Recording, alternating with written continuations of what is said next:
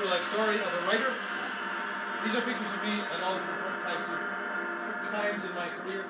This guy right now is pretty much what I look like all the time over here. When I told my mother I was coming on tour, she said, you know, Peter, you should have something educational in your...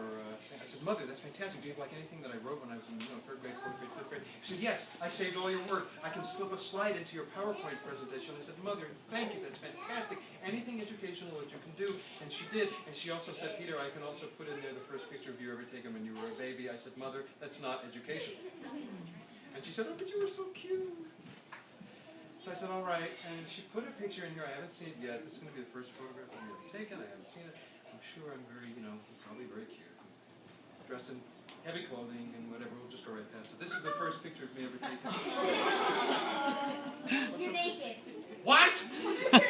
This is my brother. At least you're going to put a diaper on it or something. Well, we're going to go right past this. Did you do that? This is not educational. This has nothing to do with writing. I'm going to go on to... All of a sudden, I'm Harry Potter. Yes, you can tell this young man is going to become a well-known writer because of the intelligent look on his face and his reading material. Writing for infants?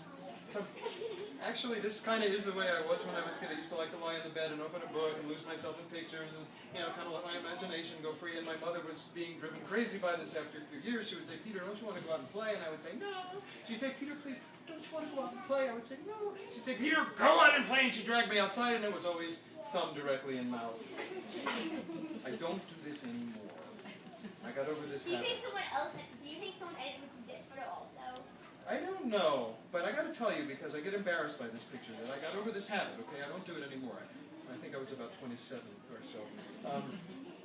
The true confession is that a lot of us writers, because we do spend a lot of time in our heads, we're a little physically uncoordinated. It's a picture of me in the pool with my sister and my foot stuck in a pail. How many kids get their foot stuck in a pail, right?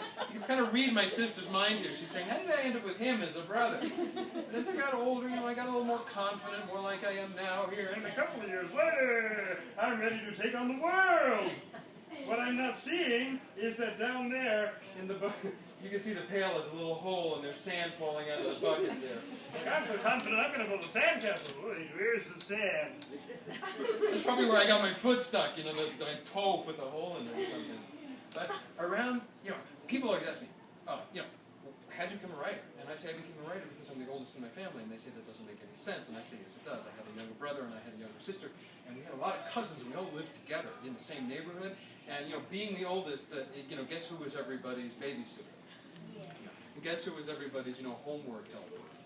And the one who had to, gather all the cousins together and entertain them with stories and imitations. I know that surprises you, but that was me. I always had to do that. I grew up telling stories, and when I got old enough, I used to like to write them down, and of course, my mother saved them. In 3rd grade, I began writing a story in my math book.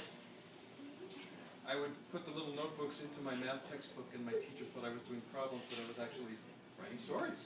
And I don't know what happened to page 1 and 2, but here is page 3 of the story in 3rd grade. Special news bulletin flash. Last night, while in a restaurant, Mr. Pete Getson happened to be looking out of the window when he saw a flying saucer. He was not drunk. And he was not seeing things. It was a real flying saucer. He said it was heading for Smallville. Anybody know who lives in Smallville? Superman. Superman. Yeah,